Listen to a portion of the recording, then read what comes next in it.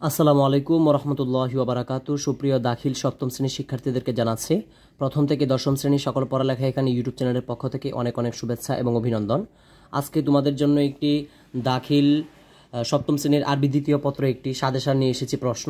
আশা করতে পারি এই প্রশ্নটি তোমরা যদি সলভ করে যেতে পারো পরীক্ষার আগে অবশ্যই এখান থেকে তোমরা শতভাগ কমন পাবে। তো আমি আর কথা বাড়াতে চাচ্ছি না, আমি তোমাদের সামনে একটি প্রশ্ন নিয়ে এসেছি। এই প্রশ্নগুলো সকলেই সলভ করবে। তোমাদেরকে যেই কোম্পানি করুক না কেন, লেকচার করুক, আলফাতা করুক, ইমতেহান করুক, দার্সন করুক, সকলেরই ইনশাল্লাহ এই প্রশ্ন থেকে কমন পড়বে। তো দেখো প্রথমে তোমাদের পরীক্ষার জন্য 3 ঘন্টা সময় থাকবে। তো 3 ঘন্টার মধ্যে তোমরা টোটাল মার্ক কিন্তু ভাইয়া পাচ্ছ 100 নাম্বার, ঠিক আছে? তো 100 নাম্বার পাচ্ছ। তো আমরা একটু এখানে দেখবো কাওয়াইদ থেকে তোমাদের পরীক্ষায় 35 নাম্বার থাকবে।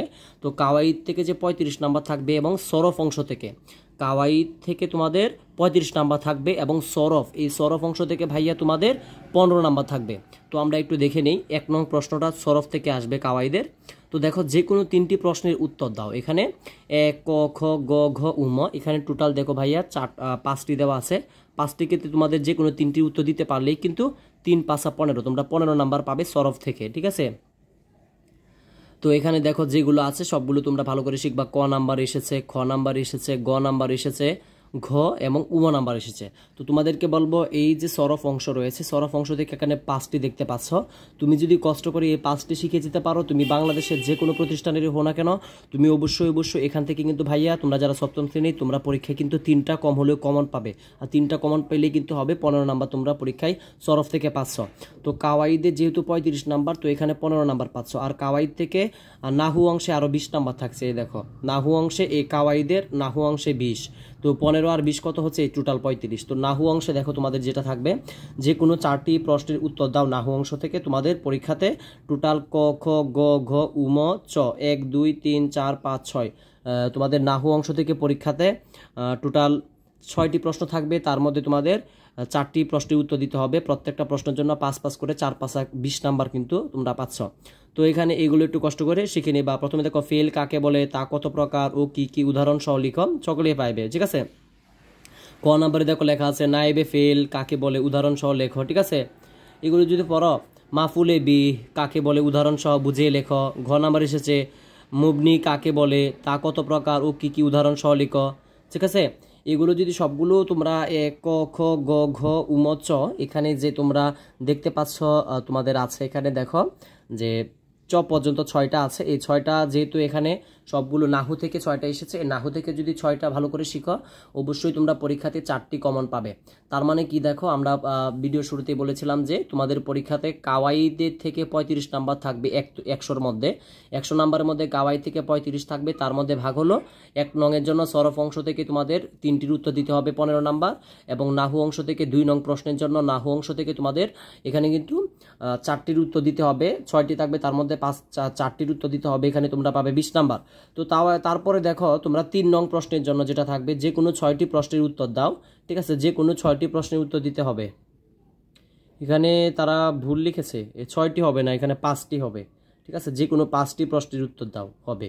এখানে তারা ভুল করেছে টাইপিং করতে, যে কোনো 5টি প্রশ্নের উত্তর দাও। যেহেতু এখানে দেখো কিভাবে আমি বুঝতে পারলাম যে এখানে ভুল হয়েছে, তার কারণ হলো 5 × 5 মানে 5 × 5 = 25। তো এখানে 6 কোণ মিলে তারা দিল, এখানে 6, তো কোনো মিল নেই। কারণ হলো দেখো তোমাদেরকে বোঝাচ্ছি, যেমন দেখা আছে যে কোনো 4টি প্রশ্নের উত্তর দাও। দেখো 4 × 5 = 20, 4টি বলে দিয়েছে, 4 × 5 = 20, 20 নাম্বার।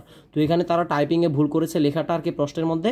তো এটা হবে যে কোনো 5টি প্রশ্নের উত্তর দাও। এখানে কিন্তু 6 লেখা আছে, তুমি 5টি বুঝবা, ঠিক আছে? তারা ভুল করেছে। যে কোনো 5টি প্রশ্নের উত্তর দাও, 5 × 5 = 25, অর্থাৎ 25 নাম্বার পাবে।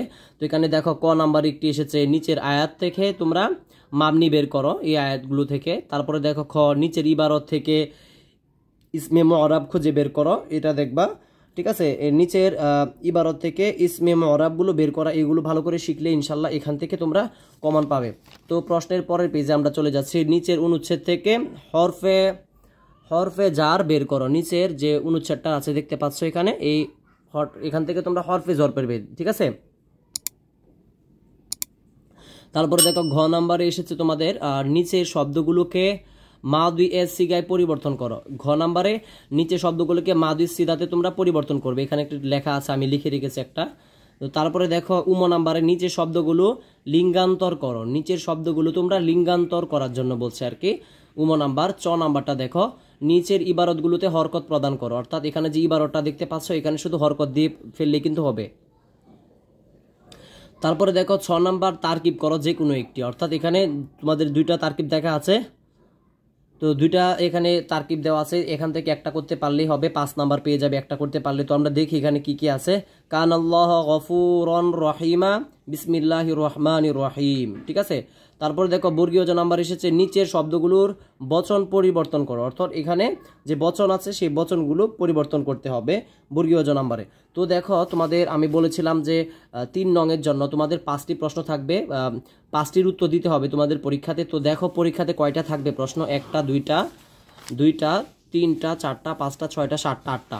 তো দেখো 3 নং প্রশ্নের জন্য তোমাদের টোটাল 8টি প্রশ্ন দেওয়া থাকবে পরীক্ষাতে 3 নংয়ের জন্য। তো তোমরা যদি 5টির আনসার করতে পারো, যে 5টি দেখাইলাম, তাহলে কিন্তু তোমরা 25 নাম্বার পেয়ে যাচ্ছ, ঠিক আছে। খুব সহজ, তোমরা খুব সহজেই 25 নাম্বার পেয়ে যাচ্ছ। তো তারপরে আমরা চলে যাব, আমরা কিন্তু ইতিমধ্যে তোমাদের সাথে আলোচনা করেছি 60 নাম্বার নিয়ে আলোচনা করেছি, 100 নাম্বারের মধ্যে 60 নাম্বার নিয়ে আলোচনা করেছি 3 নং পর্যন্ত, অর্থাৎ 1 2 3 যারা ভালো করে করতে পারবে আমি যেগুলো দেখিয়েছি, তাহলে সে কিন্তু পরীক্ষায় 60 নাম্বার পাবে। তো যেহেতু 100 নাম্বারের পরীক্ষা, তো তর্জমা ও ইনশা থাকবে তোমাদের পরীক্ষায়, এখানে 40 নাম্বার থাকবে, 60 আর 40 100 নাম্বার হচ্ছে। তো আমরা দেখি এগুলো কি কি থাকবে, তোমরা সকলে তোমাদের বইয়ে গাইডে খুঁজে পাবে। বাংলায় অনুবাদ করো যে কোনো 5টি, ঠিক আছে। তারপরে এখানে যেগুলো আছে তোমরা একটু কষ্ট করে এগুলোর বাংলা অনুবাদটা একটু শিখে নিবা। তারপরে দেখো এখানে তোমাদের থাকবে আরবিতে অনুবাদ করো যে কোনো 5টি, এখানে যেগুলো বিষয় আছে তোমরা দেখতে পাচ্ছ যে কোনো 5টি, এখানে তোমাদের কিন্তু 8টি দেওয়া আছে বর্গীয় জ পর্যন্ত, 1টা 2টা 3টা 4টা 5টা 6টা 7টা 8টি দেওয়া আছে যে কোনো, ঠিক আছে। তো এই 8টি থেকে যে কোনো 5টি তুমি আরবিতে অনুবাদ করতে পারলে এখান থেকে 10 নাম্বার পাবে। এবং বাংলায় অনুবাদ করা যে দেওয়া আছে 4 নং প্রশ্নের জন্য, 4 নং প্রশ্নে তোমাদের বাংলা এটা থাকবে।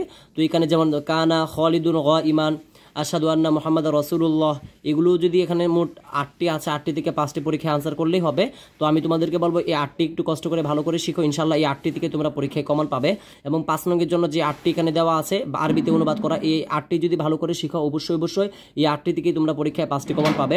এবং দেখো তোমাদের 6 নংয়ে থাকবে একটি দরখাস্ত, আরবিতে দরখাস্ত পত্র লিখন যে কোনো একটি, অর্থাৎ তোমাদের আরবিতে দরখাস্ত থাকবে 2টির মধ্যে যে কোনো একটি যদি পরীক্ষায় আনসার করতে পারো, তাহলে কিন্তু তোমরা অবশ্যই এই 2টা যে আছে এখানে দরখাস্ত, এই 2টা দরখাস্ত ভালো করে শিখলে অবশ্যই একটি তুমি কমন পাবেই। তোমাকে যেই প্রকাশনী বা যেই কোম্পানি, লেকচার বলো, ইমতিহান বলো, দার্সুন বলো, আলফাতা বলো, যেই কোম্পানি করুক না কেন, এখান থেকে 2টা পড়লে ইনশাআল্লাহ একটা পরীক্ষায় কমন থাকবে।